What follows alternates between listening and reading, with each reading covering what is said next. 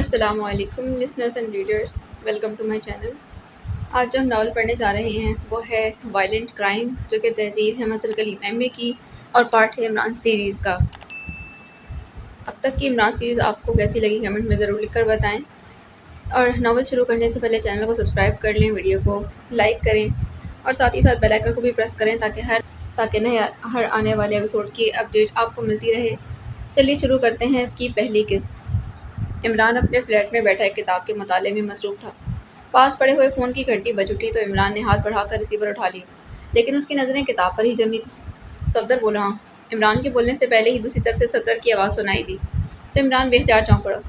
السلام علیکم ورحمۃ اللہ وبرکاتہ جناب صفدر یار زین بہادر، میں خاک پائے بزرگان، خاکسار خاکدان Ali Imran M S C D S C Oxon بول رہا ہوں۔ عمران کی زبان یخلق رواں ہو گئی۔ وعلیکم السلام ورحمۃ اللہ۔ ویسے آج آپ کے القابات کہاں سے حاصل کیے ہیں آپ نے یہ القابات؟ صفدر نے ہنستے ہوئے کہا، جیسا مقابل آدمی ویسے ہی القاب ہونے چاہیے۔ اب جب مقابل صفدر یار جنگ بہادر ہو تو تعارف کے لیے خاکسار خاکدان ہی تو ہونا چاہیے۔ عمران نے جواب دیا تو دوسری طرف سے صفدر بے اختیار ہنس پڑا۔ عمران صاحب، آرٹ کونسل میں کیمرے سے کھینچی گئی تصاویر کی عالمی نمائش گزشتہ ایک ہفتے سے جاری ہے، اور یہ تصاویر اتنی قابل قدر ہیں کہ دیکھنے والوں کا رش روز بڑھتا جا رہا ہے۔ میں بھی 2 بار دیکھ کر آیا ہوں۔ میں نے جب اپنے ساتھیوں کو اس کا ذکر کیا تو آج پوری ٹیم نمائش دیکھنے جانا چاہتی ہے، اور یہ بھی طے ہوا کہ آپ کو بھی شرکت کی دعوت دی جائے۔ صفدر نے سنجیدہ لہجے میں کہا، کمال ہے، تم اور تصویری نمائش! اب پاک ایشیا سیکرٹ سروس تصویری نمائش دیکھنے جائے گی؟ حیرت ہے۔ عمران نے کہا، کس بات پر آپ کو حیرت ہو رہی ہے؟ ہم انسان نہیں ہیں؟ ہر حس لطیف تو ہر انسان کے اندر موجود ہوتی ہے۔ صفدر نے کہا، اسی بات پر تو مجھے حیرت ہو رہی ہے کہ کسائی اگر بکریوں کی خوبصورت تصاویر دیکھنے کی خواہش شروع کر دے تو پھر وہ کم از کم کسائی کا دھندا نہیں کر سکے گا۔ تمہارا کام مار دھاڑ قتل و غارت ہے اور تم دیکھنے جا رہے ہو تصویری نمائش۔ میرا خیال ہے کہ اگر تمہارے چیف کو یہ اطلاع مل گئی تو تم سب کی چھٹی بھی ہو سکتی ہے۔ عمران نے مسکراتے جواب دیا، ایسی بات نہیں ہے عمران صاحب، مس جولین نے چیف کو بتا دیا ہے اور چیف نے الٹا ہم سب کی تعریف کی ہے۔ صفدر نے جواب دیتے کہا، اچھا، پھر تو اسے دعوت بھی دے دیتے کہ وہ اپنی تصویر بھی نمائش کے لیے بھجوا دے تاکہ پوری دنیا کے ایجنٹ اور مجرم اسے دیکھنے ہجوم در ہجوم آنا شروع ہو جائیں۔ عمران نے کہا، عمران صاحب باتیں وہی ہوں گی، آپ 1 گھنٹے بعد آرٹ کونسل پہنچ جائیں، ہم وہاں آپ کا انتظار کریں گے۔ صفدر نے کہا اور اس کے ساتھ ہی رابطہ ختم ہو گیا تو عمران نے ایک طویل سانس لیتے ہوئے ریسیور رکھ دی۔ 1 ہفتہ ہو گیا ہے نمائش کو اور اس کی خبر مجھے کسی اخبار میں نظر نہیں آئی، کیوں؟ عمران نے بڑبڑاتے کہا، پھر اس نے کتاب بند کر کے ایک طرف رکھی اور آج کا اخبار اٹھا کر الٹ پلٹ کر دیکھنے لگا۔ وہ اخبارات کی صرف موٹی موٹی سرخیاں دیکھا کرتا تھا، تفصیل سے پڑھنے کا نہ اس کے پاس وقت ہوتا اور نہ ہی اسے دلچسپی ہوتی، لیکن اب وہ اس بارے میں پڑھنا چاہتا تھا۔ چنانچہ اس نے اخبار کا آرٹ اور کلچر والا صفحہ نکالا تھا۔ چند لمحوں بعد اس کی نظریں ایک خبر پر جم گئی تھیں۔ نمائش کے بارے میں واقعی نہ صرف تفصیلی خبر موجود تھی بلکہ فوٹوگراف بھی شامل کیے گئے تھے۔ تصاویر میں نمائش دیکھنے والوں کا خاصا رش نظر آ رہا تھا۔ البتہ ایک تصویر ایسی شائع کی گئی جس میں نمائش دیکھنے والے سب سے زیادہ دلچسپی لے رہے تھے۔ اس تصویر کا عنوان بے بسی۔ یہ تصویر کسی بڑے ہال کے اندرونی حصے کی تھی جس میں بچوں سے لے کر بوڑھوں تک زنجیر میں جکڑے ہوئے، اور ان سب کے چہروں پر بے بسی اور بے چارگی کا تاثر اس قدر گہرا تھا کہ دیکھنے والے کو بے اختیار جھرجھری سی آ جاتی تھی۔ اخبار کے مطابق یہ تصویر ایک پیشہ ور فوٹوگرافر کاشف نے کھینچی تھی۔ اس نے یہ تصویر ایک عالمی مقابلے کے لیے بھجوائی تھی اور اس تصویر کو عالمی مقابلے میں دوسرا انعام دیا گیا تھا، لیکن اس سے پہلے کہ کاشف یہ انعام حاصل کرتا اسے ہلاک کر دیا گیا۔ چونکہ کاشف ایک فلیٹ میں اکیلا رہتا تھا اور وہ غیر شادی شدہ تھا، اسی لیے یہ انعام لینے اس کا کوئی وارث بھی نہیں جا سکا تھا۔ عالمی مقابلے کے منتظمین نے یہ تصویر اور انعام حکومت پاک ایشیا کی کلچرل وزارت کے حوالے کر دیا تھا، اور اب یہ تصویر حکومت کی ملکیت تھی۔ حکومت کی طرف سے ہی اسے ہر بڑی نمائش میں بھجوایا جاتا تھا۔ اخبار میں یہ تصویر بھی شائع کی گئی تھی۔ عمران نے اس تصویر کو غور سے دیکھا اور کافی دیر تک دیکھنے کے بعد اس نے بے اختیار ایک طویل سانس لیا۔ یہ واقعی شاہکار تصویر تھی۔ بے بسی اور بے چارگی کے ایسے تاثرات اور کہیں نظر نہ آئے تھے۔ چنانچہ اس نے اصل تصویر دیکھنے اور نمائش میں جانے کا فیصلہ کر لی۔ 1 گھنٹے بعد جب عمران آرٹ کونسل پہنچا تو اس نے سفید سلکی سفید پاجامہ اور پھر سلیم شاہی جوتے پہن رکھے تھے، اور اس لباس میں وہ واقعی مغل دور کا کوئی شہزادہ ہی نظر آ رہا تھا۔ لیکن چونکہ اب ایسے لباس کا عام طور پر رواج نہیں تھا، اسی لیے عورتیں اور مڑ مڑ کر اسے اس طرح دیکھ رہے تھے جیسے وہ عجوبہ۔ یہ تم ایسا لباس کیوں پہن کر آئے ہو؟ جولیا نے غصیلے لہجے میں کہا۔ تاکہ عورتیں مڑ مڑ کر مجھے دیکھیں، شاید ان میں کوئی انارکلی بھی ہو، عمران نے جواب دیا تو سب ساتھی بے اختیار ہنس پڑے۔ عمران صاحب، وہ پاندان اور تمباکو کی ریشمی تھیلی وہ کہاں ہے؟ صدیقی نے مسکراتے کہا تو سب ساتھی ایک بار پھر کہکا لگا کر ہنس پڑے۔ ارے کیا پوچھتے ہو، اب پاندان کا زمانہ نہیں، سائنس کا زمانہ ہے، اور تمباکو کو اب ریشمی تھیلی سے نکل کر سگریٹ کی ڈبیا میں قید کر دیا گیا ہے۔ عمران نے جواب دیتے کہا تو سب ایک بار پھر ہنس پڑے۔ عمران صاحب، آپ اس لباس میں واقعی بے حد وجیح نظر آ رہے ہیں، صالح نے مسکراتے کہا۔ صالحہ، خاتون کو کسی مرد کی اس انداز کی تعریف کرنے سے گریز کرنا چاہیے، یہ اخلاق کے خلاف ہے، جولیا نے برا سا منہ بناتے کہا۔ چھوٹی بہن تو بڑے بھائی کی تعریف کر سکتی ہے یا نہیں؟ صالحہ نے مسکراتے کہا تو جولیا کا ستا ہوا چہرہ بے اختیار کھل اٹھا۔ آئیے پہلے نمائش دیکھ لیں، پھر عمران صاحب سے کسی بڑے ہوٹل میں دعوت کھائیں گے، صفدر نے مسکراتے کہا۔ ارے یہ کیا مطلب؟ یہ تو غلط ہے، اس کا مطلب ہے کہ تم نے مجھے باقاعدہ ٹریپ کیا ہے، عمران نے دعوت کا سن کر بے اختیار اچھلتے کہا۔ ٹریپ نہیں، آپ کے اس خوبصورت لباس کی وجہ سے آپ کو دعوت کھلانی ہوگی، صفدر نے ہنستے کہا۔ ارے اس لباس پر نہ جانا، اندر پھٹی پرانی بنیان، کہو تو اچکن اتار کر دکھا دوں، عمران نے جلدی سے اچکن کے بٹنوں کی طرف ہاتھ بڑھاتے کہا۔ بس ہمیں یقین آ گیا ہے، بہرحال دعوت تو آپ کو کھلانا ہوگی، صفدر نے کہا، اور پھر جب سب نے صفدر کی بات کی تائید کر دی تو عمران کا چہرہ بے اختیار لٹک گیا، جیسے کوئی بھاری بوجھ اس کے سر پر آن گرا۔ اس وقت آپ کے چہرے پر جو بے چارگی اور بے بسی ہے، آپ کی تصویر اگر اس نمائش میں لگا دی جائے تو اسے پہلا انعام ملے گا، صفدر نے کہا تو ایک بار پھر سب بے اختیار ہنس پڑے۔ تھوڑی ہی دیر بعد وہ سب ہال میں داخل ہوئے اور وہاں موجود دوسرے لوگوں کے ساتھ تصاویر دیکھنے لگے۔ یہ سب واقعی بہترین تصاویر تھیں، اور تصاویر بنانے والوں نے واقعی تکنیک اور جمالیات کا اس انداز میں استعمال کیا کہ کسی بھی تصویر سے نظر نہ ہٹتی تھی۔ پھر عمران اس تصویر کے سامنے پہنچ گیا جس کا عنوان بے بسی تھا، اور جیسے اخبار میں بھی شائع کیا گیا تھا۔ عمران غور سے تصویر کو دیکھتا رہا۔ وہ ایک چہرے کو اس طرح دیکھ رہا تھا جیسے اسے پہچاننے کی کوشش کر رہا ہو۔ عمران صاحب، آپ یہاں رک گئے، آئیے، ابھی تو اور بھی بہت ساری تصاویر باقی، نعمانی نے عمران سے مخاطب ہو کر کہا۔ تم جاؤ، میں ابھی آ رہا ہوں، عمران نے کہا تو نعمانی آگے بڑھ گیا۔ باقی ساتھی پہلے ہی آگے جا چکے تھے۔ عمران کافی دیر تک تصویر کو دیکھتا رہا اور پھر مڑ کر مزید تصاویر دیکھنے کی بجائے ایک طرف بنے کاؤنٹر کی جانب بڑھ گیا تھا جہاں نمائش کے انتظامات کرنے والوں کا رش تھا۔ یس سر، ایک آدمی نے عمران کے کاؤنٹر پر رکتے ہی کہا تھا۔ بے بسی کے عنوان سے جو تصویر یہاں لگائی گئی ہے اور جس کا فوٹوگرافر کاشف ہے، کیا آپ بتا سکتے ہیں کہ کاشف صاحب کا قتل کب ہوا اور کہاں ہوا تھا؟ عمران نے پوچھا۔ سر، قطعی طور پر تو نہیں بتا سکتا، البتہ 2 سال پہلے تقریباً اسی ماہ میں ان کا دارالحکومت میں قتل ہوا تھا۔ وہ موٹر سائیکل پر ایک اخبار کے آفس جا رہے تھے کہ سفید رنگ کی کار سے ان پر فائرنگ کی گئی اور موقع پر ہی وہ جاں بحق ہو گئے۔ اس دور کے اخبارات میں اس کا بہت ذکر ہوا تھا، اس آدمی نے جواب دیا۔ کیا ان کے قاتلوں کا کچھ پتہ چل سکا تھا؟ عمران نے پوچھا۔ نہیں جناب، پولیس نے بڑے بڑے دعوے کیے لیکن کوئی نتیجہ نہ نکل سکا اور آہستہ آہستہ معاملہ وکی دھول میں دب گیا، اس آدمی نے جواب دیتے ہوئے کہا۔ ان کے کچھ عزیز یا ان کے وارث کوئی سامنے آیا ہے؟ عمران نے پوچھا۔ نہیں جناب، وہ غیر شادی شدہ تھے، فلیٹ میں اکیلے رہتے تھے، فری لانسر فوٹوگرافر تھے، کسی دیہاتی علاقے سے آئے تھے، بس اتنا ہی معلوم ہو سکا، اس آدمی نے جواب دیا۔ اوکے شکریہ، عمران نے کہا اور وہ آگے بڑھ گیا۔ اس کا رخ بیرونی دروازے کی جانب تھا۔ عمران صاحب، اچانک سے صفدر کی آواز سنائی دی تو عمران مڑنے لگا۔ آپ نے پوری نمائش بھی نہیں دیکھی اور جا رہے ہیں؟ صفدر نے حیرت بھرے لہجے میں کہا۔ تو تم میری نگرانی کے لیے یہاں کھڑے تھے؟ عمران نے کہا تو صفدر بے اختیار ہنس پڑا۔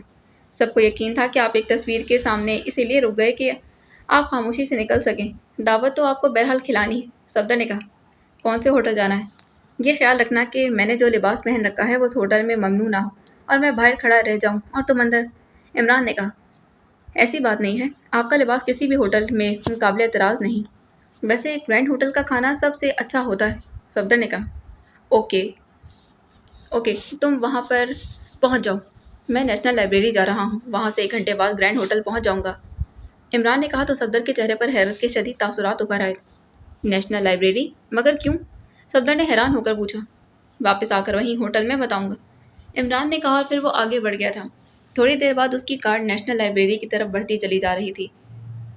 تصویر کو دیکھ کر جو کچھ اس کے ذہن میں آیا تھا وہ اس بارے میں تفصیلی معلومات حاصل کرنا چاہتا تھا، اور اس کے لیے وہ سب سے پہلے فوٹوگرافر کاشف کو ہلاک کرنے والوں کے بارے میں معلومات حاصل کرنا چاہتا تھا۔ نیشنل لائبریری پہنچ کر عمران نے اخبارات سیکشن کا رخ کیا تھا اور پھر وہاں بیٹھ کر اس نے اسٹینڈ میں لگے ہوئے اخبارات میں سے 2 سال پہلے کے 1 ماہ کے اخبارات اٹھائے اور پھر انہیں میز پر رکھ کر اس نے ان کا مطالعہ شروع کر دیا، لیکن تقریباً 1 گھنٹے کی چیکنگ کے باوجود ایسی کوئی خبر اسے کسی بھی اخبار میں نظر نہیں آئی تھی۔ ابھی وہ سوچ ہی رہا تھا کہ اسے गुज़िश्ता माह के अखबारात देखे या फिर आइंदा माह के कि एक आदमी उसकी मेज़ के करीब आ गया। आप शायद फारिग हो चुके हैं, मैं इन्हें वापस रैक में रख देता हूँ। उस आदमी ने मौज़बाना अंदाज में कहा। ओ नहीं, आप तकलीफ़ ना करें, मैं खुद ही रख दूंगा। इमरान ने कहा, जनाब मैं सेक्शन में मुलाजिम हूँ, मेरा नाम अख्तर अब्बास है और ये मेरी ड्यूटी में शामिल है कि मैं इन अखबारात को वापस स्टैंड में रख दूँ, और अगर आपको मज़ीद कुछ चाहिए तो मुझे बताएं, मैं ला दूंगा। इस आदमी ने जवाब देते कहा, आज से 2 साल कबल एक फ्रीलांसर फोटोग्राफर को सरेआम हिलाक कर दिया गया था। मुझे बताया गया कि तकरीबन इसी माह ये वारदात हुई थी, लेकिन मैंने इस माह के अखबारात देख लिए हैं, इनमें तो इसका जिक्र तक नहीं। इमरान ने कहा, आप शायद फोटोग्राफर काशिफ के बारे में बात करें। अख्तर अब्बास ने कहा तो इमरान बेख्तियार चौंक पड़े। ओह हाँ, आपको याद है उनके बारे में कुछ? इमरान ने कहा, जी हाँ, मुझे इसीलिए याद है कि मैं इन दिनों यहाँ नया नया आया था और यहाँ अखबारात पढ़ने जो लोग आते थे इनका मौजू यही कत्ल होता था। वैसे वो गुज़िश्ता माह था, ये माह नहीं था, मुझे अच्छी तरह याद है। अख्तर अब्बास ने जवाब देते कहा, तो फिर पिछले माह के अखबारात मुझे ला दें। इमरान ने कहा, आपको इतने अरसे बाद ये कत्ल कैसे याद आ गया जनाब, कोई ख़ास बात? अकबर अख्तर अब्बास ने अखबारात उठाते कहा, मैंने उनकी बनाई हुई तस्वीर नुमाइश में देखी है, वो मुझे बेहद पसंद आई है, मैं उनकी साबका हालात के बारे में जानना चाहता हूँ। इमरान ने कहा, ठीक है सर, मैं ला देता हूँ अखबारात। अख्तर अब्बास ने कहा और मेज़ पर मौजूद अखबार की फ़ाइलें उठाकर चला गया। थोड़ी ही देर बाद वो वापस आया तो उसके हाथ में मज़ीद अखबारात की फ़ाइलें थी। उसने फ़ाइलें इमरान के सामने रख दी और वापस चला गया। इमरान ने अखबारात को चेक करना शुरू कर दिया और फिर उसे अखबार मिल गया था जिसमें काशिफ की हलाकत की खबर मौजूद थी।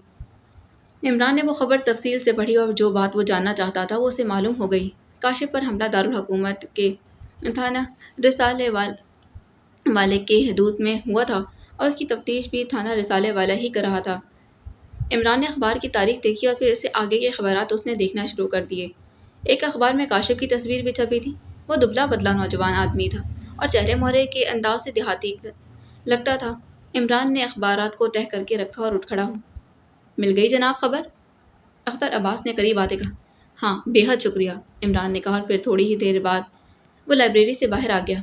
उसने खाली कोने में पहुंचकर जेब से ट्रांसमीटर निकाला और उस पर टाइगर की फ्रिक्वेंसी एडजस्ट करके उसने ट्रांसमीटर ऑन कर दिया। Hello hello, Ali Imran calling, over. Imran ने बार बार कॉल देते कहा। यस बॉस, टाइगर बोल रहा हूँ, ओवर। चंद लम्हों बाद दूसरी तरफ से टाइगर की आवाज़ सुनाई दी। तुम इस वक्त कहाँ मौजूद हो? ओवर। इमरान ने पूछा।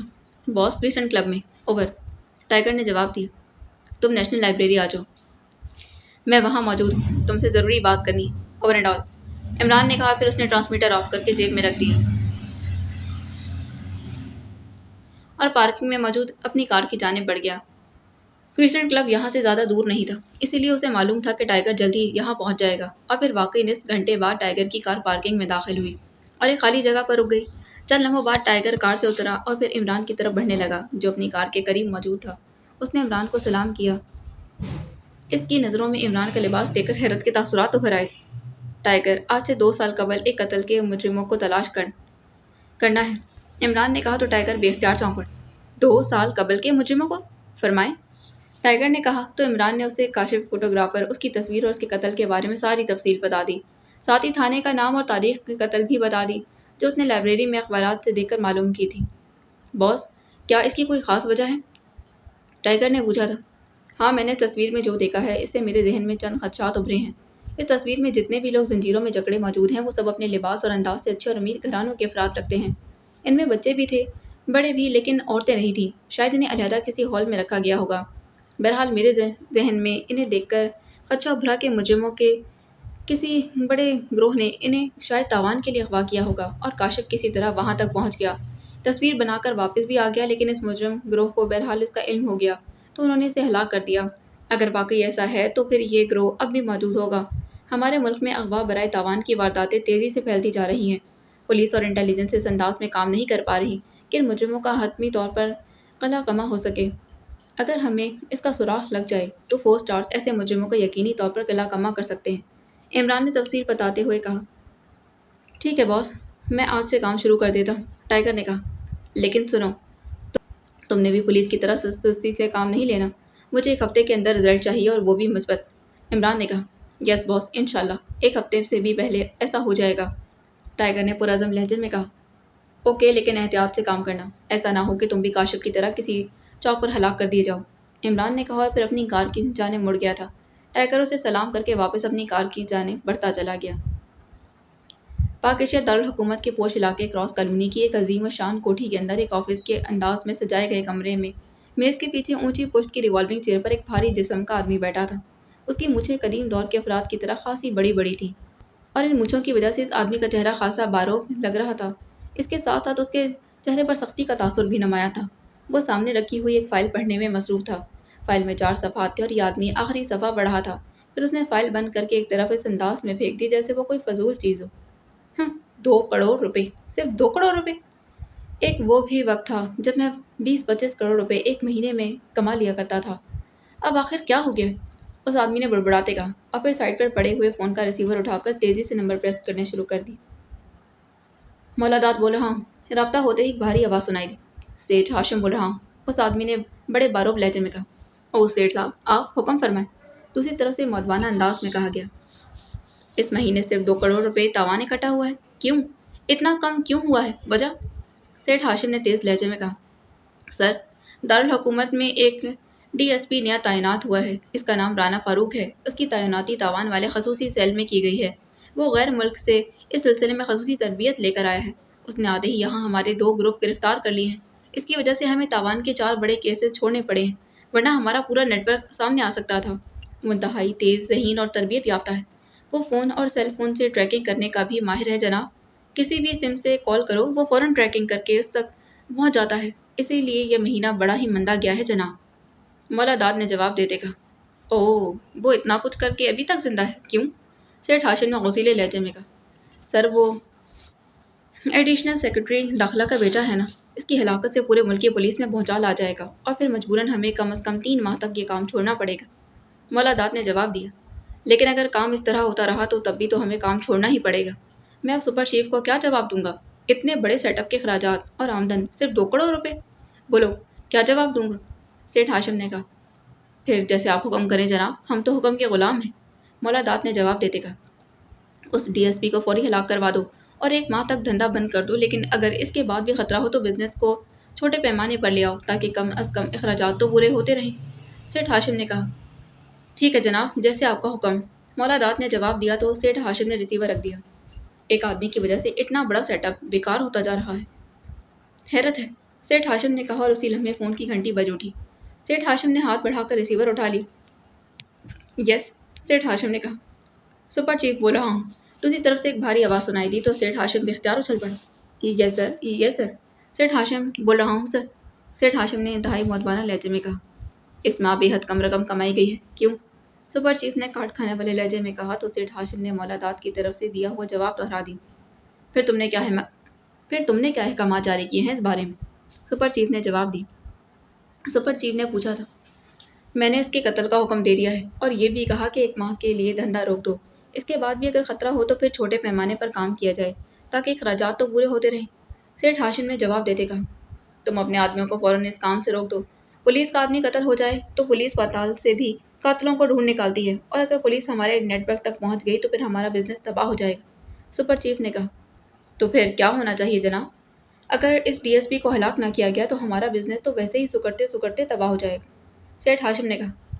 تمہارے اس دارالحکومت میں ایسے گروپ موجود ہیں جو یہ قتل اس انداز میں کروا سکتے ہیں کہ سب کچھ نیچرل معلوم ہوگا۔ میں ایسا خود کرواؤں گا، تمہیں جلد ہی اس کی اطلاع مل جائے گی۔ سپر چیف نے کہا۔ یس سپر چیف، سیٹھ ہاشم نے کہا تو دوسری طرف سے رابطہ ختم کر دیا گیا۔ اس نے کریڈل دبا دیا اور پھر ٹوٹ آنے پر اس نے ایک بار پھر نمبر پریس کرنے شروع کر دیے۔ مولا داد بول رہا ہوں۔ رابطہ ہوتے ہی مولا داد کی آواز سنائی دی۔ ہاشم خان بول رہا ہوں۔ سیٹھ ہاشم نے کہا۔ یس سر، حکم سر، مولا داد نے یکلخت مؤدبانہ لہجے میں کہا۔ سپر چیف سے میری بات ہوئی ہے، وہ اس ڈی ایس پی کو خود ختم کروائیں گے، تم نے اس پر حملہ نہیں کروانا۔ سیٹھ ہاشم نے کہا۔ یس سر، ٹھیک ہے سر، البتہ ایک مشن سامنے آیا ہے، پوچھا جا رہا ہے کہ اس مشن کو مکمل کیا جائے یا نہیں۔ مولا داد نے کہا۔ کیا کوئی بڑا مشن ہے؟ کون سا گروپ کرے گا؟ سیٹھ ہاشم نے پوچھا۔ سورج گروپ نے ریکی کی ہے۔ آپ تو سیٹھ ارشاد موتی والا کو جانتے ہی ہوں گے، جس کی 10 ٹیکسٹائل ملیں اور 2 شوگر ملیں، اربوں خربوں پتی۔ مولا داد نے کہا تھا۔ ان پر ہاتھ ڈالنے کے بارے میں پوچھا گیا ہے؟ سیٹھ ہاشم نے پوچھا۔ جی ہاں سر، مولا داد نے کہا۔ تمہارے اس گروپ کا دماغ تو خراب نہیں ہو گیا؟ سیٹھ ارشاد ہر وقت مسلح سیکیورٹی کے نغمے میں رہتا ہے، پھر وہ کسی عام جگہ پر بھی نہیں جاتا۔ کیا کہہ رہے ہو تم؟ سیٹھ ہاشم نے غصیلے لہجے میں کہا۔ جناب وہ صبح کو پارک میں سیر کرنے جاتا ہے۔ اس وقت اس کے ساتھ صرف 2 سیکیورٹی والے ہوتے ہیں اور سورج نے ان سے بات کر لی ہے۔ ان کے پسٹلز میں گولیاں بھی نہیں ہوں گی۔ متعلقہ تھانے سے بھی بات کر لی ہے اور ویسے بھی سورج کو یقین ہے کہ معاملہ تھانے تک جائے گا بھی نہیں۔ سیٹھ ارشاد کے بیٹے 2-4 کروڑ تو آسانی سے اور فوراً ادا کر دیں گے۔ مولا داد نے کہا۔ ٹھیک ہے، اگر ایسا ہو جائے تو بہتر ہوگا۔ اس ماہ جو کمی رہ گئی ہے وہ پوری ہو جائے گی۔ 5 کروڑ وصول کرنا۔ 5 کروڑ؟ سیٹھ ہاشم نے خوش ہوتے ہوئے کہا۔ ایسا ہی ہوگا جناب، آپ بے فکر رہیں، بس ہمیں فکر اس ڈی ایس پی کی ہے، باقی ہمارا مقابلہ تو کوئی نہیں کر سکتا۔ مولا داد نے کہا۔ اسے سپر چیف جلد ہی ختم کروا دیں گے، اس بات کی تم فکر مت کرو۔ سیٹھ ہاشم نے کہا۔ یس سر، دوسری طرف سے کہا گیا۔ کالا کا گروپ آج کل کیا کر رہا ہے؟ اس کی طرف سے کوئی اطلاع ملی یا نہیں؟ سیٹھ ہاشم نے کہا۔ وہ اس ڈی ایس پی کی وجہ سے خوفزدہ ہو گئے ہیں کیونکہ فون کے بغیر تاوان کی بات نہیں ہو سکتی اور فون کرتے ہی ڈی ایس پی ٹریکنگ کر کے جگہ پر پہنچ جاتا ہے۔ 2 گروپ اس نے ویسے ہی پکڑ لیے ہیں جو بچوں کو تاوان کے لیے اغوا کرتے تھے۔ مولا داد نے کہا۔ کون سے گروپ؟ سیٹھ ہاشم نے چونک کر کہا۔ وہ پرائیویٹ گروپ تھے، ہمارا ان سے کوئی تعلق نہیں تھا۔ مولا داد نے کہا۔ ٹھیک ہے، سیٹھ ارشاد والا ٹاسک مکمل کرو لیکن انتہائی احتیاط کے ساتھ، سیٹھ ہاشم نے کہا اور اس کے ساتھ ہی اس نے ریسیور رکھ دیا تھا۔ ناشتے کے بعد عمران جیسے ہی اخبار اٹھانے لگا، ایک خبر پر نظر پڑی تھی۔ وہ بے اختیار چونک پڑا اور پھر پوری خبر پڑھنے کے بعد اس نے بے اختیار ایک طویل سانس لیا۔ اس نے جلدی سے اخبار واپس رکھا اور پھر فون کا ریسیور اٹھا کر اس نے انکوائری کے نمبر پریس کر دیے۔ Enquiry please. رابطہ ہوتے ہی ایک نسوانی آواز سنائی دی۔ سیٹھ ارشاد موتی والا کی رہائش گاہ کا نمبر دے دیں۔ عمران نے کہا تو دوسری طرف سے نمبر بتا دیا گیا۔ عمران نے پیڈل دبایا اور ٹون آنے پر اس نے انکوائری آپریٹر کے بتائے ہوئے نمبر پریس کرنے شروع کر دیے۔ ارشاد والا۔ ارشاد بلا۔ رابطہ ہوتے ہی ایک بھاری مردانہ آواز سنائی دی تھی۔ میں اسپیشل ایس پی پولیس بول رہا ہوں، سیٹھ صاحب سے بات کروائیں۔ عمران نے کہا۔ سوری سر، سیٹھ صاحب کی طبیعت ٹھیک نہیں ہے اور ویسے بھی وہ پولیس کے کسی افسر سے بات نہیں کرنا چاہتے۔ دوسری طرف سے کہا گیا اور اس کے ساتھ ہی رابطہ ختم ہو گیا۔ عمران چند لمحے سوچتا رہا پھر اس نے تیزی سے نمبر پریس کرنے شروع کر دیے۔ جی صاحب۔ رابطہ ہوتے ہی ایک مردانہ آواز سنائی دی۔ علی عمران بول رہا ہوں۔ بڑے صاحب کوٹھی پر ہیں یا آفس چلے گئے ہیں؟ عمران نے پوچھا۔ وہ جانے کے لیے تیار ہو رہے ہیں جناب، ملازم نے جواب دیا۔ وہ شاید عمران کو جانتا تھا۔ ان سے میری بات کرواؤ، بے حد ضروری ہے، عمران نے کہا۔ جی صاحب ہولڈ کریں، ملازم نے جواب دیا اور پھر ریسیور ایک طرف رکھنے کی آواز سنائی دی تھی۔ ہیلو عمران بیٹے، خیریت؟ اتنی صبح فون کیا ہے؟ چند لمحوں بعد ہی سر سلطان کی آواز سنائی دی تھی۔ آج میں نے اخبار میں پڑھا کہ کل صبح سیٹھ ارشاد موتی ولا کو صبح کی سیر کرتے ہوئے اغوا کر لیا گیا اور پھر دوپہر کو انہیں رہا کر دیا گیا۔ اخبار میں لکھا ہے کہ ان کے بیٹوں نے اغوا کنندگان کو نقد 5 کروڑ روپے دے کر انہیں چھڑوایا ہے، جبکہ ان کا بیان اخبار میں شائع ہوا کہ اغوا کنندگان نے ان کی بزرگی کی وجہ سے انہیں بغیر تاوان کے چھوڑ دیا۔ عمران نے کہا۔ ہاں میں نے بھی اخبار پڑھا ہے، ملک میں اغوا برائے تاوان کے جرائم کا سلسلہ پھیلتا ہی جا رہا ہے۔ میں سیکرٹری داخلہ سے بات کروں گا، لیکن تم نے کیوں فون کیا ہے؟ سر سلطان نے کہا۔ میں بھی ایسے جرائم میں دلچسپی لے رہا ہوں، عمران نے کہا۔ دلچسپی؟ کیا مطلب؟ میں سمجھا نہیں، سر سلطان نے حیرت بھرے لہجے میں کہا۔ مطلب یہ کہ ایک آدمی پکڑا اور چند گھنٹوں بعد کروڑ روپے مل گئے۔ اگر مہینے میں 2-4 ایسے آدمی پکڑ لیے جائیں تو پھر آپ سوچیں کہ آغا سلیمان پاشا کا قرض تو آسانی سے اتارا جا سکتا ہے۔ عمران کی زبان رواں ہو گئی۔ میں نے آفس جانا ہے، اس لیے جو کہنا ہے جلدی کہو، بکواس کرنے کی ضرورت نہیں ہے، سر سلطان نے غصیلے لہجے میں کہا۔ میں سوچ رہا تھا کہ اگر آپ کو اغوا کر لیا جائے تو حکومت کتنا تاوان دے گی۔ عمران کی ذہنی روح جب پلٹ جائے تو پھر وہ آسانی سے دوبارہ پٹری پر نہ آتا تھا۔ تم ایسا کرو کہ اپنے ڈیڈی کو اغوا کر لو، ان کے بدلے حکومت شاید تمہیں تاوان دے دے، سر سلطان نے کہا۔ ارے میں باز آیا اس سے، میری توبہ، اماں بھی نے تو 5 کروڑ جوتے ماریں اور پھر زندہ زمین میں دفن بھی ہو جاؤں گا، عمران نے رو دینے والے لہجے میں کہا تو سر سلطان بے اختیار ہنس پڑے۔ تم ہو ہی اسی لائق، سر سلطان نے ہنستے ہوئے کہا۔ اچھا یہ بتائیں کہ سیٹھ ارشاد صاحب سے کس کے توسط سے ملاقات ہو سکتی ہے؟ میں نے انہیں پولیس افسر کے طور پر فون کیا لیکن ان کے ملازم نے بات کرانے سے ہی انکار کر دیا۔ کیا آپ کے ان سے تعلقات ہیں؟ عمران نے اس بار سنجیدہ لہجے میں کہا۔ تعلقات براہ راست تو نہیں، کیونکہ میری مصروفیات ایسی ہیں کہ بہت کم وقت ملتا ہے، لیکن تم ان سے کہاں ملاقات کرنا چاہتے ہو؟ سر سلطان نے پوچھا۔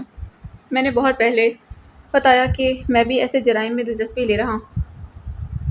سیٹھ ارشاد کو اغوا کرنے اور پھر تاوان وصول کر کے چھوڑ دینے کا مطلب ہے کہ یہاں بڑے بڑے گروہ یہ کام کر رہے ہیں۔ آج کل میں فارغ ہوں، جبکہ جوزف اور جوانا تو ویسے ہی فارغ ہوتے ہیں، تو کیوں نہ ان گروپوں پر ہاتھ ڈال دیا جائے؟ عمران نے تفصیل سے بتاتے ہوئے کہا۔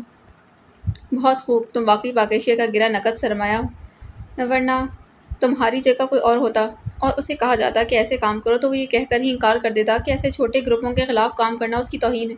وہ تو صرف بین الاقوامی سطح پر کام کر سکتا ہے، سر سلطان نے کہا۔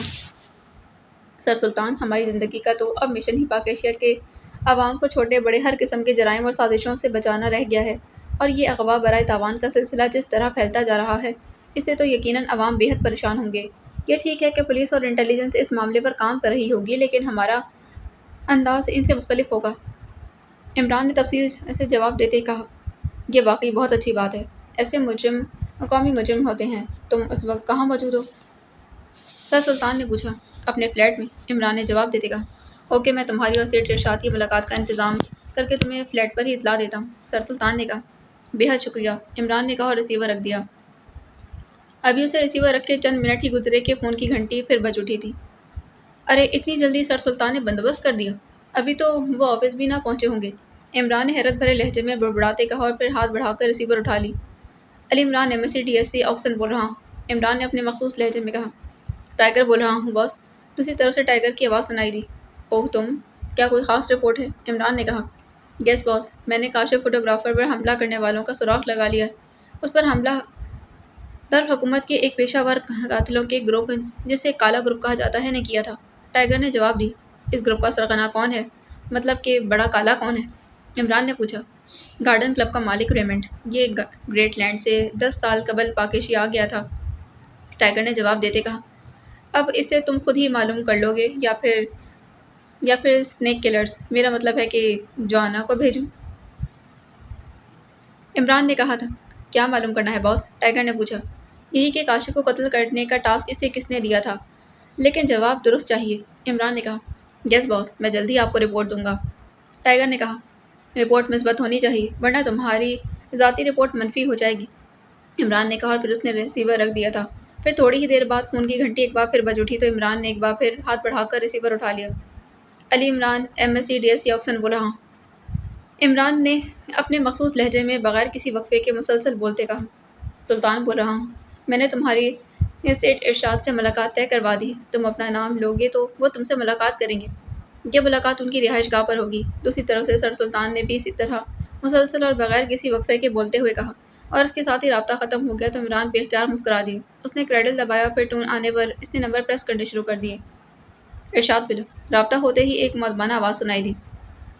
بولنے والا اپنے انداز اور لہجے سے کوئی ملازم لگتا تھا۔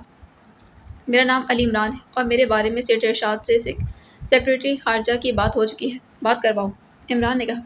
یس سر، ہولڈ کریں، دوسری طرف سے کہا گیا۔ یس، ارشاد بول رہا ہوں۔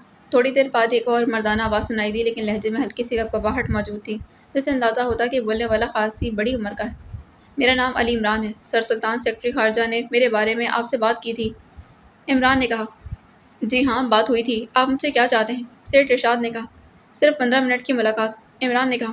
جناب، اگر آپ میرے اغوا کے سلسلے میں بات کرنا چاہتے ہیں تو اس پر میں 1 منٹ بھی بات نہیں کرنا چاہتا، اس کے علاوہ اور کوئی خدمت ہو تو میں حاضر ہوں، سیٹھ ارشاد نے کہا۔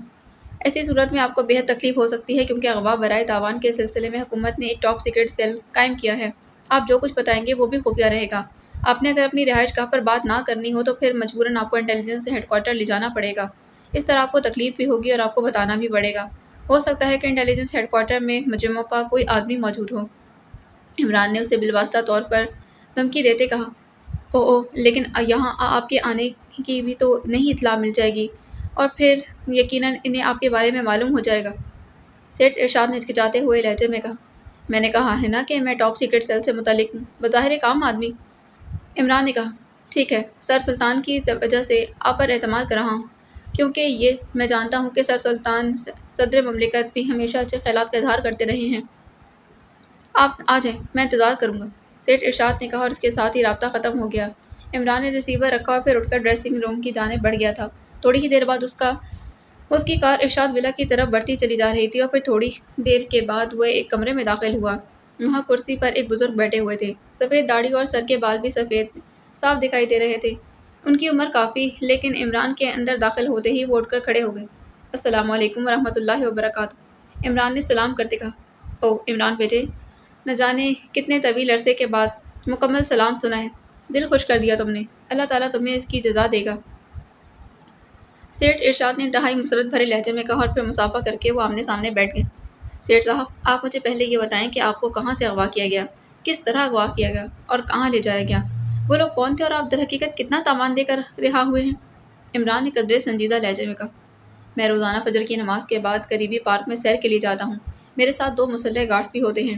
اس روز گارڈز دوسرے چکر میں رک گئے، پہلے بھی ایسا ہی ہوتا تھا، پھر اچانک پارک میں واک کرنے والے 2 بوڑھے آدمی میرے دائیں بائیں چلنے لگے۔ انہوں نے اپنا تعارف کروایا کہ وہ یہاں قریب ہی نئے ہیں اور آج پہلی بار واک کرنے آئے ہیں۔ وہ دونوں ہی شریف اور معزز آدمی تھے، اسی لیے ہم اکٹھے ہی واک کرتے رہے۔ میں نے روزانہ کی طرح پارک کے 4 چکر لگائے اور پھر میں بیرونی دروازے کی طرف گیا تھا جہاں میری کار موجود تھی، اور گارڈز بھی وہاں پہنچ جاتے تھے، لیکن وہاں میری کار کی بجائے سفید رنگ کی ایک اور کار موجود تھی جس کے شیشے کالے تھے۔ میں بھی اپنی کار کو نظروں ہی نظروں میں تلاش کر رہا تھا کہ ان معزز آدمیوں نے اچانک مجھے اٹھا کر کار کے اندر پھینک دیا اور اس کے ساتھ ہی میری ناک میں عجیب سی بو گھسی اور میں بے ہوش ہو گیا تھا۔ پھر مجھے جب ہوش آیا تو میں ایک بہت بڑے کمرے میں تھا جس کا پلستر ٹوٹا ہوا تھا۔ وہاں 4 کرسیاں اور ایک میز موجود تھی۔ سامنے 4 آدمی کھڑے تھے جنہوں نے اپنے منہ پر رومال باندھ رکھے تھے۔ ان میں سے ایک آدمی نے کہا کہ مجھے تاوان کے لیے اغوا کیا گیا ہے اور وہ مجھے کوئی نقصان نہیں پہنچانا چاہتے۔ انہوں نے 10 کروڑ روپے طلب کیے، لیکن میں نے انہیں کہا کہ اتنے پیسے نقد کسی صورت نہیں ہو سکتے۔ میں نے انہیں کہا کہ میں تو ویسے بھی اپنی عمر گزار چکا ہوں، تم زیادہ سے زیادہ مجھے ہلاک کر دو گے، لیکن میری اولاد کو نقصان نہ اٹھانا پڑے گا۔ اور پھر وہ سودے بازی پر آمادہ ہو گئے اور پھر 2 کروڑ پر بات طے ہو گئی تھی۔ میں نے ان کے فون سے اپنے بیٹے سے بات کی تھی اور اسے کہا کہ وہ پولیس کو بالکل نہ بتائے، 2 کروڑ روپے نقد کا بندوبست کر لیں۔ میرے بیٹے سمجھدار ہیں، ان کے لیے 2 کروڑ روپے دے کر میری جان بچانے کا سودا مہنگا نہیں تھا۔ انہوں نے 2 گھنٹے کے اندر 2 کروڑ روپے اکٹھے کرنے کا کہا۔ 2 گھنٹے بعد دوبارہ فون پر بات ہوئی تو اغوا کنندگان نے انہیں کہا کہ وہ بابو محلے کی کالی پلی کے ساتھ والی بند گلی میں 2 کروڑ روپے لے کر پہنچ جائیں۔ چنانچہ ایسے ہی ہوا اور 2 کروڑ لے کر وہ سیدھا وہاں پہنچ گئے تھے جہاں انہیں کہا گیا تھا۔ انہوں نے مجھے کالے شیشے والی کار میں ڈالا اور پھر ساران سنیما کے پاس انہوں نے مجھے اتار دیا تھا۔ وہ چلے گئے اور میں قریب ہی اپنے گھر آ گیا تھا۔ بس ساری بات یہی ہے، میں اس کے لیے کسی کو بتا نہیں رہا کہ وہ لوگ انتہائی خطرناک ہیں۔ 2 کروڑ بھی گئے اور اب میری جان بھی چلی جائے گی، سیٹھ ارشاد نے تفصیل سے بات کرتے کہا، اور اس دوران اس نے 2 بار پانی بھی پیا تھا۔ آپ نے اس کار کے نمبر دیکھے تھے جس میں سے آپ کو اتارا گیا تھا؟ عمران نے کہا، ہاں میں نے کوشش کی تھی لیکن اس پر نمبر پلیٹ موجود ہی نہیں تھی۔ سیٹھ ارشاد نے جواب دیا۔ ان آدمیوں کے قد و قامت کیا تھے، خاص طور پر جس نے آپ سے اور فون پر بات کی تھی؟ عمران نے کہا تو سیٹھ ارشاد نے تفصیل بتا دی۔ آپ نے اپنے بیٹوں سے پوچھا کہ لین دین کیسے ہوا؟ عمران نے کہا، ہاں انہوں نے بتایا کہ انہوں نے رقم کا بیگ بند گلی میں رکھ دیا اور ہدایت کے مطابق خود چلے گئے تھے۔ چونکہ میں نے انہیں ایسی ہی ہدایت کی تھی اسی لیے وہ گھر واپس آ گئے، پھر میں بھی پہنچ گیا۔ سیٹھ ارشاد نے کہا، کیا آپ کے بیٹے جنہوں نے گلی میں رقم رکھی تھی یہاں موجود ہیں؟ عمران نے پوچھا۔ ہاں کیوں؟ سیٹھ ارشاد نے کہا، انہیں یہاں بلائیں اور ساتھ ہی حکم دے دیں کہ وہ میرے سوالوں کے درست جواب دیں۔ عمران نے کہا تو سیٹھ ارشاد نے ہلکی سی تالی بجائی، دروازہ کھلا اور ایک ملازم اندر داخل ہوا۔ توقیر کو بلاؤ، سیٹھ ارشاد نے کہا تو ملازم سر ہلاتا ہوا واپس چلا گیا۔ تھوڑی دیر بعد ایک ادھیڑ عمر آدمی اندر داخل ہوا۔ عمران نے اٹھ کر اسے مصافحہ کیا۔ یہ خاص الخاص آدمی ہے عمران صاحب، ان کے سوالوں کے درست جواب دے دو، ان سے ہونے والی باتیں محفوظ رہیں گی، مجھے بہت اعلیٰ سطح سے ان کی گارنٹی دی گئی ہے بیٹے۔ سیٹھ ارشاد نے کہا، جی بابا جی، میں تیار جواب دینے کے لیے۔ توقیر نے مؤدبانہ لہجے میں کہا، توقیر صاحب، آپ نے 2 کروڑ روپے والا بیگ بابو محلے کی کالی پیلی کے ساتھ والی بند گلی میں رکھا تھا؟ عمران نے کہا، جی ہاں۔ توقیر نے مختصر سا جواب دیتے کہا، اس گلی میں کتنے گھر تھے یا گھروں کے دروازے تھے؟ عمران نے کہا، میں نے گنے تو نہیں، البتہ میرا اندازہ ہے کہ 4 دروازے تو بہرحال تھے، 5 بھی ہو سکتے ہیں۔ توقیر نے جواب دیتے کہا، آپ نے کس دروازے کے سامنے بیگ رکھا تھا؟ عمران نے پوچھا۔ میں نے بند گلی کے آخری بند حصے کے قریب رکھا تھا، کسی دروازے کے سامنے نہیں، توقیر نے جواب دیا۔ توقیر صاحب، اب آپ ذرا سوچ کر درست جواب دیں، کیونکہ آپ سیٹھ ضرور ہیں لیکن مجھے معلوم ہے آپ پرہیزگار اور ایماندار آدمی بھی ہیں۔ آپ کے والد نے آپ کی تربیت اس انداز میں کی ہے کہ آپ جھوٹ نہیں بول سکتے۔ عمران نے مسکراتے کہا، بابا جی نے درست جواب دینے کا حکم دیا اس لیے میں ویسے بھی جھوٹ نہیں بولوں گا، ورنہ والد صاحب کے حکم کی نافرمانی ہو جائے گی۔ توقیر نے جواب دیا تو عمران بے اختیار مسکرا دیا۔ مجھے معلوم ہے کہ آپ لازماً وہاں رک کر دیکھتے رہے ہوں گے کہ کون یہ بیگ اٹھانے آتا ہے، کیا میں درست کہہ رہا ہوں؟ عمران نے کہا، ہاں آپ درست کہہ رہے ہیں، میں وہاں 1 گھنٹے تک رکا رہا تھا لیکن توقیر نے ایک طویل سانس لیتے کہا لیکن کیا؟ عمران نے پوچھا۔ کوئی آدمی اس گلی میں نہ گیا اور نہ ہی کوئی گلی سے باہر آیا تھا۔ میں بہت حیران ہوا، رقم بہت بڑی تھی اسی لیے میں بیگ دیکھنے دوبارہ گلی میں گیا تو وہاں بیگ موجود نہیں تھا اور نہ ہی گلی میں کوئی آدمی موجود تھا۔ گلی میں موجود دروازے پہلے کی طرح بند تھے۔ میں حیران بھی ہوا اور پریشان بھی۔ بہرحال میں گھر واپس آ گیا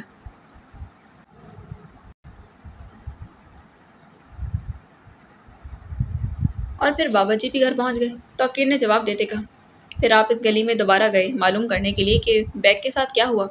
عمران نے کہا، نہیں، کیونکہ بابا جی کی آمد کا مطلب تھا کہ بیگ ان تک پہنچ گیا ہے۔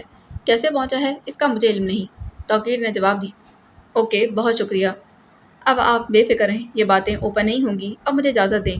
عمران نے اٹھتے کہا اور پھر وہ سیٹھ ارشاد اور ان کے بیٹے توقیر سے مصافحہ کر کے باہر آ گیا۔ چند لمحوں کے بعد اس کی کار بابو محلے کی طرف بڑھتی جا رہی تھی۔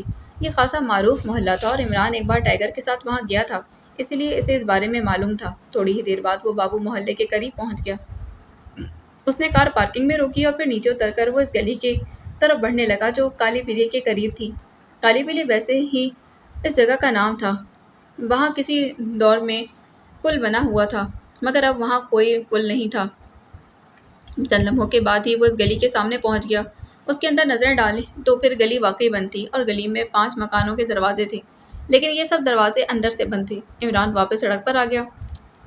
قریبی ایک بوڑھا آدمی چھوٹی سی دکان میں بیٹھا ہوا تھا۔ دکان میں اس نے جانوروں کے لیے استعمال ہونے والا سوکھا چارہ رکھا ہوا تھا۔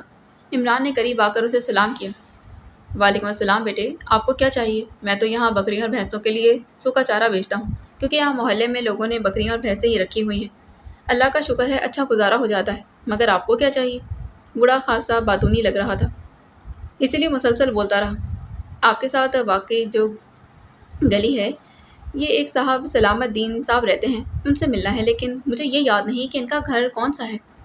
عمران نے کہا، اس گلی میں تو اب بھی دروازے ہیں گھروں کے، اصل دروازے تو دوسری طرف بڑی گلی میں ہیں اور جہاں تک مجھے یاد ہے یہاں کوئی سلامت دین نہیں رہتا۔ 5 مکان ہیں، ایک میں شیخ نور محمد رہتے ہیں، دوسرے میں آغا بھائی رہتے ہیں جو ریلوے میں ملازم ہیں، تیسرے گھر میں کرایہ دار آئے تھے لیکن پھر چلے گئے۔ تقریباً 2 دن یہاں رہے۔ 2 آدمی تھے، شکل و صورت سے تو بھلے مانس نہیں لگتے تھے لیکن بہرحال 2 روز بعد چلے گئے، پھر واپس ہی نہیں آئے۔ اور چوتھے گھر میں اعظم خان رہتا ہے جو میری طرح بوڑھا آدمی، کسی محکمے سے ریٹائر ہوئے ہیں، اور 5ویں گھر میں تو مجھے نہیں معلوم کون رہتا ہے۔ ہاں، عورتیں رہتی ہیں، ان کے شوہر شاید غیر ملک رہتے ہیں۔ سلامت دین تو یہاں کوئی نہیں۔ بوڑھے نے ایک بار پھر مسلسل بولتے تفصیل سے جواب دی۔ جس گھر میں 2 آدمی 2 روز پہلے رہ کر چلے گئے تھے وہ گھر کس کی ملکیت ہے؟ عمران نے پوچھا۔ روشن دین صاحب کا مکان ہے، وہ سامنے جو پینٹ کی دکان ہے نا، وہ روشن دین کی ہے۔ بوڑھے نے سڑک پر ایک دکان کی طرف اشارہ کرتے کہا تو عمران نے اس کا شکریہ ادا کیا اور مڑا۔ پھر سڑک پار کر کے وہ اس دکان کی طرف بڑھ گیا جس کا اشارہ بوڑھے دکاندار نے کیا تھا۔ دکان واقعی پینٹ کی تھی۔ دکان میں 2-3 گاہک بھی موجود تھے جبکہ ایک ادھیڑ عمر آدمی بنانے میں مصروف تھا۔ جی صاحب، اس بوڑھے آدمی نے عمران کو دکان کے اندر داخل ہوتے چونک کر پوچھا تھا۔ آپ انہیں فارغ کر دیجیے، آپ کے مکان کو کرائے پر لینے کی بات کرنی ہے۔ عمران نے مسکراتے کہا تو اس آدمی کے چہرے پر یک لگ مسرت کے تاثرات ابھر آئے۔ جی اچھا، آپ ادھر کرسی پر تشریف رکھیں، میں 2 منٹ میں فارغ ہو جاؤں گا، اس آدمی نے کہا اور پھر اس کے ہاتھ تیزی سے چلنے لگے۔ وہ واقعی 2 منٹ بعد تمام گاہک دکان سے جا چکے تھے۔ آپ اپنے کسی ملازم کے لیے مکان لینا چاہتے ہیں؟ دکاندار نے فارغ ہوتے ہی عمران کی طرف متوجہ ہوتے کہا۔ ظاہر ہے کہ عمران کا لباس اور وجاہت دیکھ کر اسے یہ خیال آ سکتا تھا کہ عمران کو اپنے کسی ملازم کو مکان کرائے پر دلوانا ہے۔ آپ کا نام روشن دین ہے؟ عمران نے کہا۔ ہاں جی، میں مکان کا کرایہ بھی کم ہی لوں گا، آپ سے ایڈوانس بھی کم لوں گا، آپ فکر مت کریں۔ روشن دین نے ہاتھ ملتے کہا۔ آپ کا یہ مکان خالی کب ہوا ہے؟ عمران نے پوچھا۔ جی چھوڑیں اسے، مکان خالی ہے، آپ دیکھنا چاہیں تو میں آپ کے ساتھ چل کر دکھا سکتا ہوں، روشن دین نے بات گول کرتے کہا۔ روشن دین صاحب، میرا تعلق خفیہ پولیس سے، عمران نے کہا تو روشن دین بے اختیار اچھل پڑا۔ اس کا چہرہ یکلگ زرد پڑ گیا تھا۔ پولیس؟ خفیہ پولیس؟ مگر جناب، میں تو غریب سا دکاندار ہوں، میں نے کیا جرم کیا ہے؟ روشن دین کی حالت خفیہ پولیس کا سنتے ہی واقعی غیر ہو گئی اور عمران کو اس کی حالت دیکھ کر احساس ہونے لگا کہ ملک کا عام آدمی پولیس سے کس قدر خوفزدہ رہتا ہے۔ آپ گھبرائیں نہیں، آپ نے کوئی جرم نہیں کیا، میں نے پہلے بھی کہا کہ میں نے آپ کے مکان کے بارے میں بات کرنی۔ عمران نے اسے تسلی دیتے کہا۔ آپ کیا پئیں گے، چائے یا بوتل؟ تو پلیز۔ روشن دین نے کہا، رہنے دیں، آپ میری بات سنیں، میرے پاس زیادہ وقت نہیں ہے اور میں نہیں چاہتا کہ آپ کو پولیس اسٹیشن لے کر جاؤں، اس لیے جو کچھ پوچھوں گا وہ آپ مجھے درست جواب دے دیں۔ عمران نے کہا، جی یہی پوچھ لیں، پولیس اسٹیشن نہ لے کر جائیں ورنہ میں یہاں محلے میں بدنام ہو جاؤں گا۔ روشن دین نے رو دینے والے لہجے میں کہا، آپ کا مکان آخری بار کب کرائے پر چڑھا تھا؟ عمران نے پوچھا۔ 1 ہفتہ پہلے، روشن دین نے جواب دی۔ پوری تفصیل بتائیں، کس نے لیا تھا، کتنا ایڈوانس لیا اور پھر آپ نے ان سے کوئی ضمانت وغیرہ بھی لی تھی؟ عمران نے کہا، باپ بیٹا میرے پاس آئے، باپ قدرے بڑی عمر کا تھا، بیٹا نوجوان تھا، دونوں نے بینٹس اور جیکٹس پہنی ہوئی تھی۔ انہوں نے مجھ سے مکان کرائے پر لینے کی بات کی، لیکن میں نے انہیں کہا کہ میں صرف بیوی بچوں والوں کو ہی مکان دیتا ہوں۔ انہوں نے بتایا کہ ہم باپ بیٹا ہیں اور میری بیوی اور اس کی ماں کے ساتھ ساتھ اس کی 2 بیٹیاں بھی اسلام نگر سے اس مکان میں رہنے آئیں گی۔ انہیں آنے میں 1 ہفتہ لگ جائے گا۔ میں نے انہیں مکان کرائے پر دے دیا تھا۔ جب میں نے انہیں مکان کا کرایہ بتایا تو انہوں نے کوئی اعتراض نہیں کیا اور ایڈوانس بھی میری مرضی کا دے دیا، تو میں نے 1 ماہ کا کرایہ اور ایڈوانس لے کر چابی انہیں دے دی تھی۔ وہ چند گھنٹے مکان میں رہے اور پھر تالا لگا کر چلے گئے۔ پھر دوسرے روز صبح سویرے آئے اور دوپہر کے بعد چلے گئے۔ پھر مجھے فون آیا کہ انہوں نے مکان چھوڑ دیا ہے، میں کسی اور کو مکان کرائے پر دے سکتا ہوں۔ روشن دین نے تفصیل بتاتے کہا، آپ کے اس مکان کا عقبی دروازہ بھی گلی میں کھلتا ہے؟ عمران نے پوچھا۔ جی ہاں، میرا ہی نہیں بلکہ 4 مکانوں کے دروازے عقبی گلی میں کھلتے ہیں، روشن دین نے جواب دیتے کہا۔ جن لوگوں کو آپ نے 2-3 روز کے لیے مکان کرائے پر دیا تھا وہ کون تھے؟ آپ نے ان سے کوئی ضمانت یا شناخت طلب کی؟ عمران نے کہا، جی نہیں، البتہ ایک آدمی کو روات بازار میں پینٹس کا تھوکا کاروبار کرنے والے قاسم بھائی نے پہچان لیا تھا۔ اتفاق سے اس وقت قاسم بھائی میری اس دکان میں موجود تھے۔ وہ مجھ سے بل لینے آئے تھے۔ انہوں نے ان آدمیوں کے جانے کے بعد مجھے کہا کہ ان میں سے لمبے قد والا آدمی جس نے اپنا نام خادم بتایا تھا ان کے محلے میں رہتا ہے اور اس کی شہرت اچھی نہیں۔ بس اتنی بات ہوئی تھی۔ میں نے انہیں کہا کہ مجھے تو کرایہ اور ایڈوانس سے دلچسپی ہے۔ روشن دین نے جواب دیتے کہا، قاسم صاحب کی دکان کا کیا نام ہے؟ عمران نے پوچھا۔ جی نیشنل پینٹس نام ہے، روات بازار میں، روشن دین نے جواب دی۔ اوکے، بہت شکریہ، عمران نے کہا اور واپس مڑ کر دکان سے اترا اور اس طرف کو چل پڑا جہاں پارکنگ میں اس کی کار موجود تھی۔ اغوا کرنے والوں کی ساری لائننگ اس پر واضح ہو گئی تھی۔ انہوں نے ایسا مکان کرائے پر لیا جس کا بھی دروازہ بند گلی میں کھلتا تھا، اور پھر جیسے ہی سیٹھ ارشاد کے بیٹے توقیر نے رقم کا بیگ گلی میں رکھا تھا، دروازے کے پیچھے موجود آدمی نے وہ بیگ اٹھا لیا اور واپس مکان میں چلا گیا، اور پھر وہاں سے وہ فرنٹ کے راستے نکل گئے۔ کسی کو معلوم ہی نہ ہو سکا۔ تھوڑی ہی دیر بعد عمران اپنی کار میں سوار روات بازار کی طرف جا رہا تھا۔ گو اسے اس طرح پولیس کے انداز میں تفتیش کرنے میں خاصی کوفت ہو رہی تھی، لیکن وہ اس بڑے گینگ کا فوری سراغ بھی لگانا چاہتا تھا۔ روات بازار خاصا گنجان آباد بازار تھا۔ اس نے کار ایک کھلی جگہ پر روکی اور پھر نیچے اتر کر وہ بازار کی طرف چل پڑا۔ اس بازار میں تھوک کی دکانیں تھیں اور پھر نیشنل پینٹس کی دکان اس نے تلاش کر لی۔ دکان خاصی بڑی تھی، اس میں 4-5 افراد کام کر رہے تھے۔ ایک بھاری جسم کا، سر پر کپڑے کی گول ٹوپی پہنے، ایک چوڑی کرسی پر بیٹھا فون پر کسی سے بات کر رہا تھا۔ باقی افراد کام میں مصروف تھے۔ قاسم صاحب کون ہیں؟ عمران نے اندر داخل ہو کر کہا۔ ایک آدمی نے کرسی پر بیٹھتے اس آدمی کی طرف اشارہ کیا تھا۔ اس آدمی نے بھی عمران کی طرف دیکھا، لیکن اس کے چہرے پر لاتعلقی کے تاثرات نمایاں تھے۔ عمران نے آگے بڑھ کر اس کے ہاتھ میں پکڑا ہوا ریسیور جھپٹا اور اسے کریڈل پر رکھ دیا۔ وہ آدمی چونک پڑا۔ اس کے چہرے پر بیک وقت حیرت اور غصے کے تاثرات ابھر آئے تھے۔ میرا تعلق خفیہ پولیس سے ہے، سمجھے، اور میرا وقت تم سے زیادہ قیمتی ہے، عمران نے بھاری اور رعبدار لہجے میں کہا۔ خفیہ پولیس؟ مگر جناب آئیں بیٹھیں، بلکہ تشریف رکھیں، قاسم نے بری طرح بوکھلائے لہجے میں کہا۔ اغوا برائے تاوان کے ایک مقدمے میں تمہارا نام آ رہا ہے۔ اس سے یہ بھی ہو سکتا ہے کہ تمہیں گرفتار کر کے ہیڈ کوارٹر لے جایا جائے، یا پھر تم ہمارے ساتھ تعاون کرو، ورنہ، عمران نے ایک بار پھر بھاری اور تحکمانہ لہجے میں کہا تو قاسم کا چہرہ یکلخت پڑ گیا۔ دکان میں کام کرنے والوں کے چہروں پر بھی خوف کے تاثرات ابھر آئے۔ جی جناب، میں تو کاروباری آدمی ہوں، بازار کے لوگ مجھے جانتے ہیں، میرا نام اور اغوا برائے تاوان میں جناب، یہ کیسے ہو سکتا ہے؟ قاسم کی حالت واقعی خاصی خراب ہو گئی۔ بابو محلے میں روشن دین کی پینٹس کی دکان دیکھی ہے نا؟ عمران نے کہا، اور اسی لمحے ایک آدمی نے اس طرف موجود کرسی اٹھا کر عمران کے پیچھے رکھ دی اور عمران کرسی پر بیٹھ گیا۔ جی ہاں، ہمارا گاہک ہے، بہت اچھا، شریف اور سادہ آدمی ہے، قاسم نے فوراً ہی روشن دین کی تعریف کرتے کہا۔ اس نے مکان کرائے پر دیا تھا۔ جس وقت اس سلسلے میں بات ہو رہی تھی اس وقت آپ اس کی دکان پر موجود تھے۔ آپ نے ان 2 میں سے ایک آدمی کو پہچان لیا اور روشن دین کو بتایا کہ اس آدمی کا نام خادم ہے اور یہ آپ کے محلے میں رہتا ہے اور اچھا آدمی نہیں ہے، عمران نے کہا۔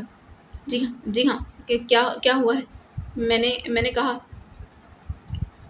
وہ واقعی محلے میں اچھی نظروں سے نہیں دیکھا جاتا۔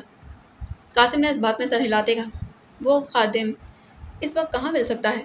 پولیس کو اس کی نشاندہی کر دیں ورنہ پھر آپ کی کم بختی آ جائے گی۔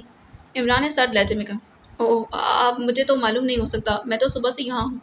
کریم داد سنو کریم داد، قاسم نے کہا اور پھر وہ ایک آدمی سے مخاطب ہو گیا۔ جی سر جی، اس آدمی نے جیسے کریم داد کہہ کر بلایا چونک کر جواب دیا تھا۔ تم بھی ہمارے محلے میں رہتے ہو نا، تمہیں تو معلوم ہوگا وہ خادم موالی اس وقت کہاں ہو سکتا ہے۔ قاسم نے کہا، اس نے کہاں جانا ہے سیٹھ جی، یا تو کسی شکار کی تلاش میں ہوگا یا پھر وہ رمزو بابا کے ہوٹل میں، گھر تو وہ پچھلی رات کو ہی جاتا ہے۔ کریم دادا نے جواب دیتے کہا، کیسا شکار؟ عمران نے کریم داد سے مخاطب ہو کر پوچھا۔ بدماشی اور غنڈہ گردی کا شکار شریف آدمی ہی ہوتے ہیں۔ اسلحہ دکھا کر مال لوٹ لینا، پٹائی کر کے بے ہوش کر دینا اور مال لوٹ لینا غنڈہ گردی ہے نا؟ کریم داد نے منہ بناتے کہا، چلو مجھ سے ملواؤ اسے، چلو۔ عمران نے اٹھتے کہا، ہاں کریم داد صاحب کے ساتھ جاؤ۔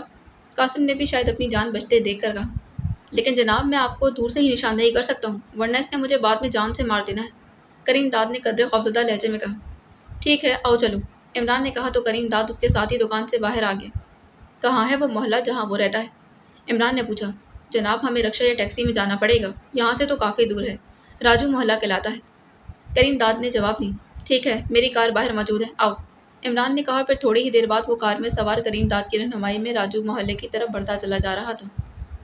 یہ سب اندرون شہر کے قدیم محلے، کار یہاں روک دیں، آگے تنگ سڑکیں اور گلیاں ہیں، کریم داد نے کہا۔ عمران نے اس بات میں سر ہلا دیا اور پھر ایک کھلی جگہ پر اس نے کار روک دی۔ نیچے اتر کر اس نے کار لاک کی اور پھر کریم داد کے ساتھ آگے بڑھ گیا۔ تھوڑی ہی دیر بعد وہ ایک گنجان آباد محلے میں موجود تھے۔ کریم داد اس سے کافی آگے چل رہا تھا۔ یہ ہے جناب بابا رمزو کا ہوٹل۔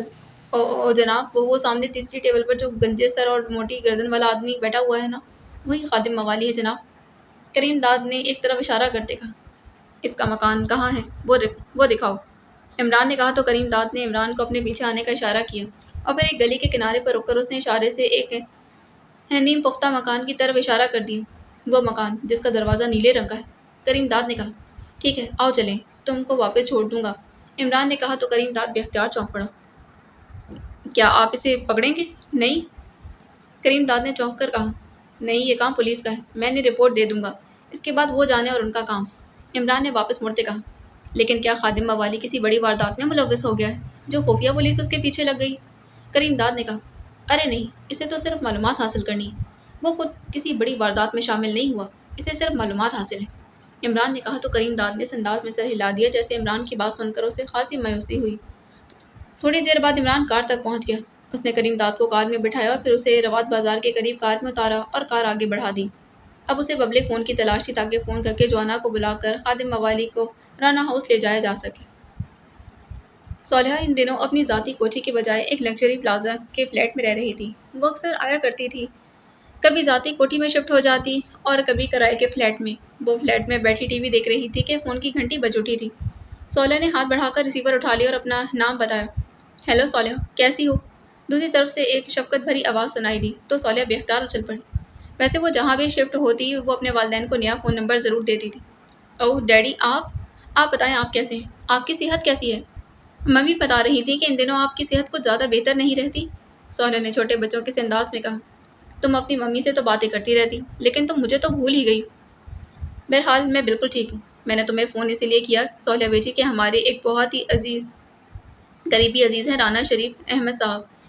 وہ پاک ایشیا میں ایڈیشنل سیکرٹری وزارت داخلہ ہیں۔ ان کا نوجوان بیٹا پولیس میں ڈی ایس پی تھا، اس کا ایکسیڈنٹ ہوا ہے اور وہ بیچارہ جاں بحق ہو گیا ہے۔ دوسری طرف سے کہا گیا، اوہ ویری سیڈ ڈیڈی، لیکن آپ نے مجھے کیوں فون کیا ہے؟ ان کے والد کو فون کرتے آپ؟ صالحہ نے حیرت بھرے لہجے میں کہا، ان سے تو میں نے فون پر تعزیت کر لی لیکن میں یہاں ایک بڑے کام میں پھنسا ہوا ہوں، اسی لیے میں اور تمہاری ممی دونوں ان کے گھر جا کر تعزیت نہیں کر سکتی، اسی لیے میں نے سوچا کہ تم وہیں ہو، تم جا کر ہماری طرف سے تعزیت کر دو، یہ ضروری ہے۔ صالحہ کے ڈیڈی نے کہا، لیکن مجھے تو وہاں کوئی جانتا ہی نہ ہوگا کیونکہ میں تو کبھی ان سے ملی ہی نہیں۔ صالحہ نے کہا تھا، ان صاحب کی بیگم تمہیں اچھی طرح جانتی ہیں، ویسے تم اپنا نام اور تعارف کروا دینا، لیکن تمہارا جانا ضروری ہے بیٹی، عزیز داری جہاں بھی ہو وہاں شادیوں میں نہ صحیح لیکن غمی میں بہرحال جانا پڑتا ہے۔ صالحہ کے ڈیڈی نے کہا تھا، اوکے ڈیڈی آپ مجھے بتائیں کہ یہ لوگ کہاں رہتے ہیں؟ सोहेला ने पूछा था। ऑफिसर्स कॉलोनी कोठी नंबर 101, दूसरी तरफ से जवाब दिया गया। ठीक है डैडी, मैं अभी चली जाती, सोहेला ने कहा। ओके, थैंक यू बेटी, दूसरी तरफ से कहा गया और उसके साथ ही राब्ता खत्म हो गया तो सोहेला ने रिसीवर रखा और रिमोट कंट्रोल से टीवी बंद करके वो उठी, ड्रेसिंग रूम की जाने बढ़ गई थी। थोड़ी देर बाद वो वापस आई तो उसने मकामी लिबास या ताज़ियत के मुनासबत से पहना हुआ था, लेकिन इससे पहले कि वो बैरूनी दरवाजे की तरफ बढ़ती कॉल बेल की आवाज़ आई थी। सोहेला बेख्तियार चौंक पड़ी क्योंकि इस वक्त उसके जहन में किसी के आने का कोई ख्याल ही नहीं था। वो डोर फोन के रिसीवर की तरफ बढ़ी थी और इसने बटन दबाकर रिसीवर कान से लगा लिया। कौन है? सोहेला ने पूछा। नाजिया हूँ। रिसीवर से हल्की सी आवाज़ सुनाई दी तो सोहेला ने एक तवील सांस लेते रिसीवर वापस हुक से लटका दिया था और बैरूनी दरवाजे की तरफ बढ़ गई। उसने दरवाज़ा खोला तो सामने नाजिया खड़ी थी। तुम कहीं जा रही हो? नाजिया ने उसे बाकायदा लिबास बदले देखकर कहा। हाँ, तुम भी साथ चलो। एक जवान आदमी एक्सीडेंट में हलाक हुआ है। वो डैडी के अजीज़ हैं और डैडी ने विलिंगटन से फ़ोन करके कहा कि मैं जाकर ताज़ियत कर लूँ। सोहेला ने कहा। फिर तुम जाओ, मैं रात को आ जाऊंगी। मेरा लिबास ऐसा नहीं है कि मैं ताज़ियत करने के लिए जाऊं। नाजिया ने जवाब दी। चली जाना, आओ बैठो, कुछ खा पी लो, सोहेला ने कहा। अरे नहीं, ऐसा भी क्या तकल्लुफ़, रात को आकर ना सिर्फ पीऊंगी बल्कि खाऊंगी भी सही, नाजिया ने हंसते हुए कहा तो सोहेला ने बाहर निकलकर दरवाज़ा बंद करके उसे लॉक किया और चाबी पर्स में डालकर वो नाजिया के साथ पार्किंग में आ गई थी। थोड़ी देर बाद इसकी कार ऑफिसर्स कॉलोनी की जानिब बढ़ती चली गई। फिर उसकी वापसी तकरीबन 3 घंटों के बाद हुई क्योंकि ना सिर्फ राना फारूक की बेगम उसे पहचानती थी बल्कि जब सोहेला उनसे मिली तो उसे भी याद आ गया कि वो कई बार आंटी से मिल चुकी है। घर का माहौल बेहद अफसरदा था और सोहेला को ये सुनकर बेहद दुख हुआ कि राना फारूक जो फौत हुआ है उसकी शादी 2 माह बाद होने वाली थी।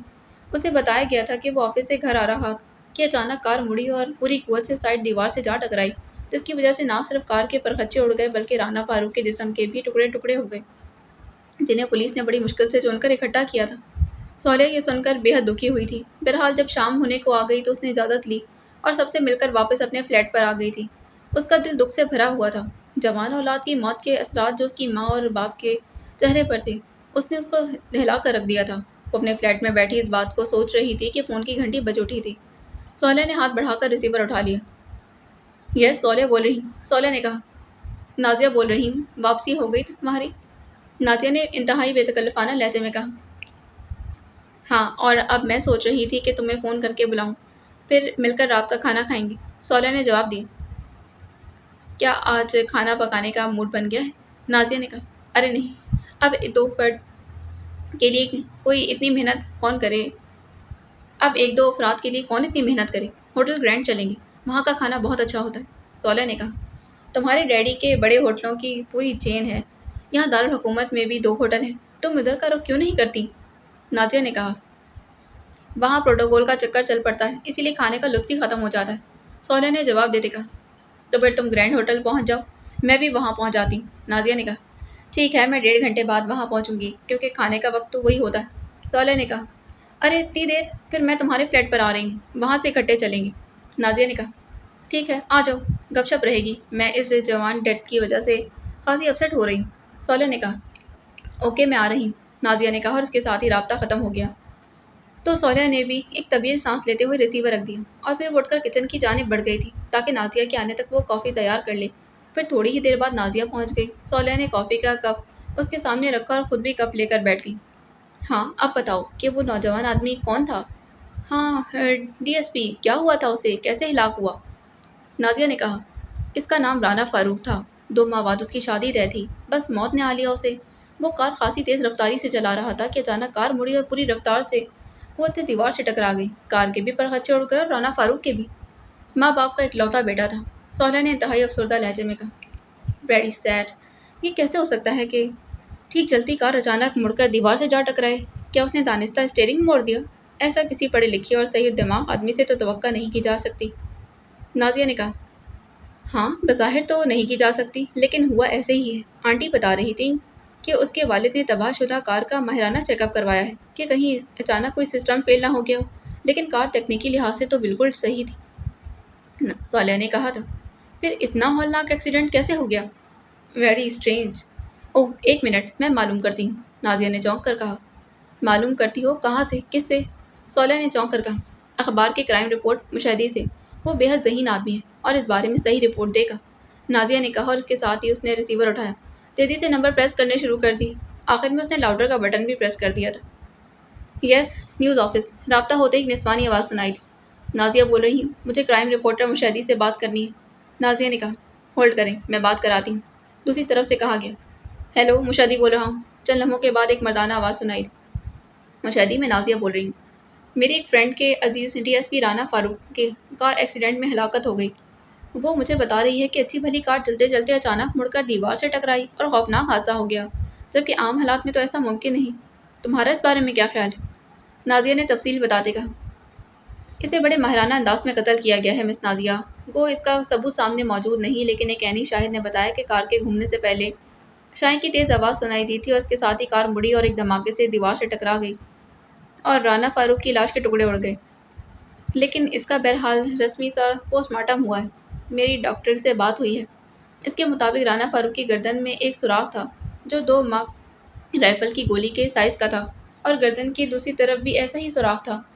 मैंने कार में से कोई गोली तलाश करने की कोशिश की, लेकिन वो शायद दूसरी खिड़की से निकल गई और कहीं मलबे तले दब गई या फिर गुम हो गई। फिलहाल ये बात तय है कि इसे बाकायदा गोली मारी गई है और फिर गोली चलाने वाला हद दर्जा माहिर था कि इसकी एक गोली चली और खासी तेज़ रफ्तारी से चलती हुई गाड़ी में बैठे राना फारूक की गर्दन के पार हो गई। नतीजा साफ जाहिर है। क्राइम रिपोर्टर मुशाहिदी ने जवाब देते कहा। क्या इसका कोई सबूत है? नाजिया ने कहा। फिलहाल तो कोई सबूत नहीं, लेकिन ऐनी शाहिद ने भी सिर्फ शाही की आवाज़ ही सुनी है और बस। हाँ, गोली मिल जाए तो शायद सबूत भी मुहैया हो जाएगा, क्राइम रिपोर्टर मुशाहिदी ने जवाब देते कहा। लेकिन इसे इस अंदाज में क्यों हलाक किया गया होगा? नाजिया ने कहा। राना फारूक साइबर क्राइम को डील करता था और इन मामलात में बेहद माहिर और ज़हीन आदमी था। ख़ास तौर पर अगवा बराए तावान के केसेस में वो फ़ोन कॉल से ट्रैकिंग करके मुजरिमों तक पहुंच जाता था और से सैकड़ों अगवाशुदा लोगों की जान बचाई, ख़ुसूसन बच्चों को, और फिर मुजरिमों को गिरफ्तार भी किया। वो अगवा बराए तावान के नेटवर्क के लिए बहुत बड़ा ख़तरा बन गया था। इसीलिए मेरा ख्याल है कि उसे रास्ते से हटाने के लिए ये सब किया गया है, क्राइम रिपोर्टर मुशाहिदी ने जवाब देते कहा। तुम इस स्टोरी पर काम कर रहे हो?